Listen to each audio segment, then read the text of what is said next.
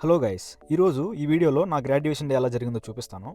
యూనివర్సిటీకి వెళ్ళగానే ప్రతి ఒక్కడు గ్రాడ్యుయేషన్ గౌన్ వేసుకొని కోర్టులో వాదించడానికి వచ్చిన లాయర్స్లో ఉన్నారు. ఈవెన్ నేను కూడా.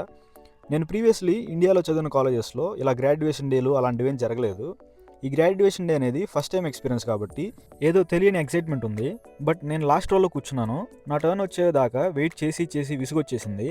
ఫ్యూచర్లో ఎవరైనా గ్రాడ్యుయేషన్ చేసుకునే వాళ్ళకి నేను ఇచ్చే సలహా ఏంటంటే స్టార్టింగ్ 4-5 రోస్లో కూర్చోమంటాను.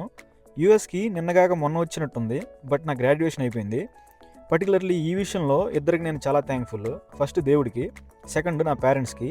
దేవుడికి ఎందుకంటే యూఎస్ వచ్చిన దగ్గర నుంచి ఇప్పటివరకు చాలా సేఫ్గా ఉంచినందుకు, హెల్త్ పరంగా. అండ్ రీసెంట్ టైమ్స్లో చాలా డిపోర్టేషన్స్, వీసా రివోకేషన్స్ జరిగాయి. బట్ స్టిల్ ఏ ఇబ్బంది లేకుండా గ్రాడ్యుయేషన్ కంప్లీట్ చేసుకోవడానికి దేవుడు హెల్ప్ చేశాడు.